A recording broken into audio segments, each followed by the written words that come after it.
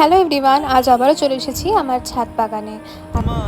শীতকাল তো প্রায় শেষই হয়ে গেল, এরপরে সময় হলো গরমের গাছপালার। তাই জন্য আমি তার প্রস্তুতি কিন্তু শুরু করেও দিয়েছি। আজকে নিয়ে এসেছি কিছুটা কসমসের দানা, আর সেইগুলোই আজকে লাগাবো বলে ঠিক করেছি। কসমসের এই দানাগুলো এনেছি মাত্র 20 টাকা দামের।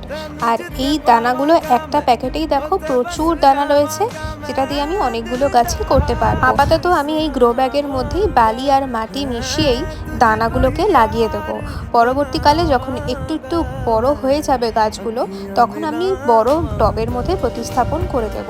দেখো মাটির মধ্যে এরকম হালকা হাতে ছড়িয়ে দিচ্ছি দানাগুলো। অল্প অল্প ডিস্টেন্সে ছড়াবো, একদম ঘন ঘন নয়। আর ওপর দিয়ে মাটি দিয়ে চেপে দেবো, আর জল দিয়ে এটাকে এখন ছায়াযুক্ত জায়গাতে রেখে দেবো। আশা করি 1-2 সপ্তাহের মধ্যেই চারা উঠে যাবে। নিয়ে আসবো আপডেট খুব তাড়াতাড়ি। ততক্ষণ সাথে থেকো। চলো টাটা।